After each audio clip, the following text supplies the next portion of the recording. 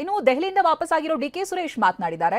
ನನ್ನ ಖಾಸಗಿ ಭೇಟಿ ಬಗ್ಗೆ ನಾನು ಹೇಳೋದಿಲ್ಲ, ಎಲ್ಲವೂ ಕೂಡ ಸುಸೂತ್ರವಾಗಿ ಆಗ್ತಾ ಇದೆ. ನಾಳೆಯೂ ಕೂಡ ಬ್ರೇಕ್ಫಾಸ್ಟ್ ಮೀಟಿಂಗ್ ಇದೆ ಅಂತ ದೇವನಹಳ್ಳಿಯಲ್ಲಿ ಮಾಜಿ ಸಂಸದ ಡಿಕೆ ಸುರೇಶ್ ಹೇಳಿಕೆಯನ್ನ ಕೊಟ್ಟಿದ್ದಾರೆ. ಎಲ್ಲವೂ ಒಂದು ಹಂತಕ್ಕೆ ಬರುತ್ತೆ ಅಂತ ಹೇಳ್ತಾ ಇದ್ದಾರೆ ಇವರು. ಸೂಕ್ತ ಸಮಯದಲ್ಲಿ ಹೈಕಮಾಂಡ್ ನಿಂದ ಸೂಕ್ತ ನಿರ್ಧಾರವನ್ನ ತೆಗೆದುಕೊಳ್ಳಲಾಗುತ್ತೆ ಅನ್ನೋ ವಿಶ್ವಾಸವನ್ನ ವ್ಯಕ್ತಪಡಿಸಿದ್ದಾರೆ. ಹೇಳಕ್ಕಾಗೋದಿಲ್ಲ.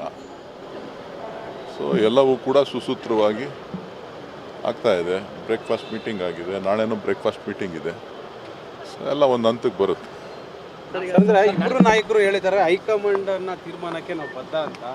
ಸೊ ಹೈಕಮಾಂಡ್ ಏನು ತೀರ್ಮಾನ ತೆಗೆದುಕೊಂಡ್ರು ಬದ್ಧ ಅಂತ ಹೇಳಿದ್ದಾರೆ ಸರ್. ಹೈಕಮಾಂಡು ಸೂಕ್ತ ಸಮಯದಲ್ಲಿ ಸೂಕ್ತ ತೀರ್ಮಾನ ತಗೊಳುತ್ತೆ. ಅದು ನನ್ನ ಖಾಸಗಿ ಭೇಟಿ, ಅದನ್ನೆಲ್ಲ ನಾನು ಹೇಳೋಕ್ಕಾಗೋದಿಲ್ಲ. ಸೊ ಎಲ್ಲವೂ ಕೂಡ ಸುಸೂತ್ರವಾಗಿ ಆಗ್ತಾ ಇದೆ. ಬ್ರೇಕ್ಫಾಸ್ಟ್ ಮೀಟಿಂಗ್ ಆಗಿದೆ, ನಾಳೆನೂ ಬ್ರೇಕ್ಫಾಸ್ಟ್ ಮೀಟಿಂಗ್ ಇದೆ. ಸೊ ಎಲ್ಲ ಒಂದು ಹಂತಕ್ಕೆ ಬರುತ್ತೆ. ಅಂದರೆ ಇಬ್ಬರು ನಾಯಕರು ಹೇಳಿದ್ದಾರೆ ಹೈಕಮಾಂಡ್ ಅನ್ನ ತೀರ್ಮಾನಕ್ಕೆ ನಾವು ಬದ್ಧ ಅಂತ. ಸೊ ಹೈಕಮಾಂಡ್ ಏನು ತೀರ್ಮಾನ ತೆಗೆದುಕೊಂಡ್ರು ಬದ್ಧ ಅಂತ ಹೇಳಿದ್ದಾರೆ ಸರ್. ಹೈಕಮಾಂಡು ಸೂಕ್ತ ಸಮಯದಲ್ಲಿ ಸೂಕ್ತ ತೀರ್ಮಾನ.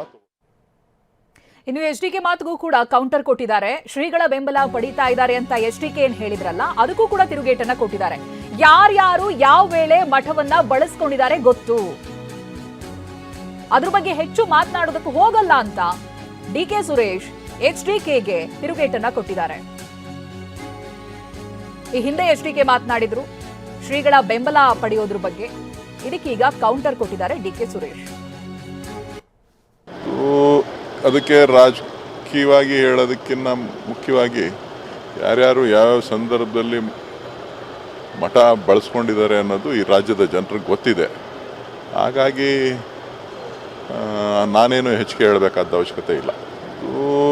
ಅದಕ್ಕೆ ರಾಜಕೀಯವಾಗಿ ಹೇಳೋದಕ್ಕಿಂತ ಮುಖ್ಯವಾಗಿ ಯಾರ್ಯಾರು ಯಾವ್ಯಾವ ಸಂದರ್ಭದಲ್ಲಿ ಮಠ ಬಳಸ್ಕೊಂಡಿದ್ದಾರೆ ಅನ್ನೋದು ಈ ರಾಜ್ಯದ ಜನರಿಗೆ ಗೊತ್ತಿದೆ. ಹಾಗಾಗಿ